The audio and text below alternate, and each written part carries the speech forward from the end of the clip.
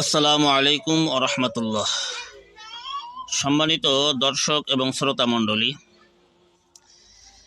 আজকের ভিডিওর হেডিং দেখতে পাচ্ছেন যে জুলাই জাতীয় সনদ আমার মূল্যায়ন।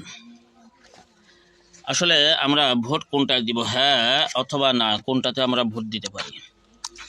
জুলাই জাতীয় সনদটা এই মুহূর্তে পরিপূর্ণরূপে আমার কাছে, জুলাই জাতীয় সনদের বইটা যে আমার কাছে আছে, যেটা যে দেখা যাচ্ছে এখান থেকে, এই যে জুলাই জাতীয় সনদের বইটা আমার কাছে রয়েছে। এখানে 212টা ধারা পরিপূর্ণ রয়েছে। এছাড়াও সরকারের পক্ষ থেকে যে একটা লিফলেট বিতরণ করা হচ্ছে, সেই লিফলেটটাও আমার কাছে যে এখন আছে, যেটা আপনারা দেখতে পাচ্ছেন। তা যাই হোক, এই জুলাই জাতীয় সনদে আমরা হ্যাঁ এর পক্ষে যাব নাকি না এর পক্ষে যাব, এ সম্পর্কে আমার সংক্ষিপ্ত মূল্যায়ন হলো যে জুলাই জাতীয় সনদে আমরা হ্যাঁ এর পক্ষে যাব। কেন হ্যাঁ এর পক্ষে যাব? কেননা এই জুলাই জাতীয় সনদে অনেক বিষয় আছে যেগুলোর সঙ্গে আমি বা আপনি আমরা একমত হব না।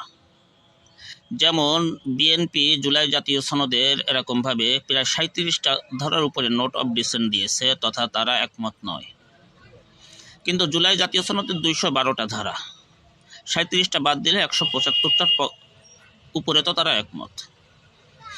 কেননা জুলাই জাতীয় সনদের মাধ্যমে স্বৈরাচার হওয়ার পথ বন্ধ হবে। একজন ব্যক্তি 10 বছরের উপরে ক্ষমতায় থাকতে পারবে না। জুলাই জাতীয় সনদের মাধ্যমে এককভাবে এরকমভাবে আপনার নির্বাচনের পরে যে আইন সংশোধন, এটা এরকমভাবে নিজের ইচ্ছামতো আইন সংশোধন, এটা বন্ধ হবে। তত্ত্বাবধায়ক সরকার, নির্বাচন কমিশন, সরকারি কর্ম কমিশন, এরপরে এগুলো গঠনের ক্ষেত্রে সরকারি দল এবং বিরোধী দল, সরকারি দল এককভাবে করতে পারবে না। সরকারি দল ইচ্ছামতো এরকম সংবিধান সংশোধন করতে পারবে না। গুরুত্বপূর্ণ বিষয়গুলির ক্ষেত্রে সংবিধান সংশোধন করতে গেলে অবশ্যই গণভোটের প্রয়োজন হবে। এরপরে বিরোধী দল থেকে ডেপুটি স্পিকার নির্বাচিত হবে। গুরুত্বপূর্ণ সংসদীয় কমিটি সমূহের সভাপতিও বিরোধী দল থেকে হবে। অনেকগুলো এরকম কমিটি আছে। অনুরূপভাবে ক্ষমতার ভারসাম্য প্রতিষ্ঠার জন্য পার্লামেন্টে একটা উচ্চ কক্ষ গঠন হবে। এতে করে বিশেষ করে আমাদের যারা আমরা ইসলাম প্রিয়, আমাদের জন্য এবং যারা ছোট দলের আছে তাদের জন্য অবশ্যই গণভোটে হ্যাঁ এর পক্ষে থাকা উচিত। আমি একটা উদাহরণ দিয়ে বলি। ধরে নেন যে চরমোনাই ইসলামী আন্দোলন, এরা সারা বাংলাদেশে একটা সিটও পাইল না, কিন্তু 5% ভোট তো পাবে, এটা আমরা আশা করি। সুতরাং এই 5% ভোট পাইলেও এর অর্থ হলো উচ্চ কক্ষে এরা 5টা আসন পেয়ে যাবে। সেখানে আলেম প্রতিনিধিত্ব হবে। ছোট দলগুলোর আস্তে আস্তে গুরুত্ব বাড়তে থাকবে। অনুরূপভাবে দণ্ডপ্রাপ্ত অপরাধীকে নমরুদের মতো রাষ্ট্রপ্রধান ক্ষমা করতে পারবে না। রাষ্ট্রপতির কাছে প্রাণ ভিক্ষা চাওয়ার কোনো বিধান এরকম থাকবে না।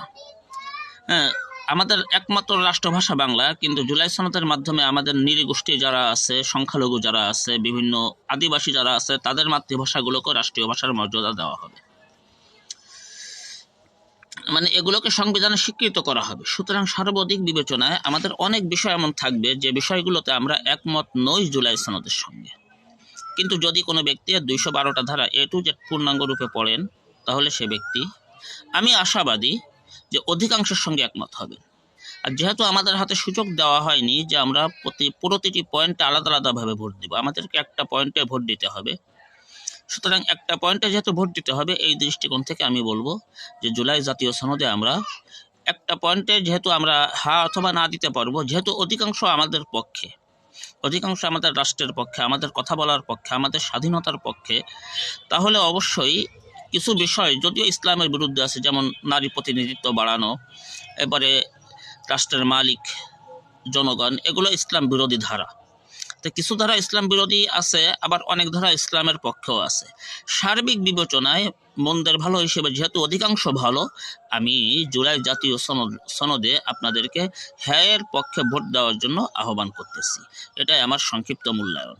আর যারা পরিপূর্ণ জুলাই জাতীয় সনদ পড়েননি তারা পড়ে দেখবেন। যদি একান্ত কেউ কারো কাছে না থাকে, ব্যবস্থা করতে না পারেন, তাহলে আমাকে আমার নম্বরে হোয়াটসঅ্যাপে বা ইমোতে নক দিলে ইনশাআল্লাহ আমি আপনাকে PDF কপি দিতে পারবো, যাতে করে আপনি পড়ে দেখতে পারেন। ওয়া মা আলাইনা ইল্লাল বালাগ। আসসালামু আলাইকুম ওয়া রাহমাতুল্লাহ।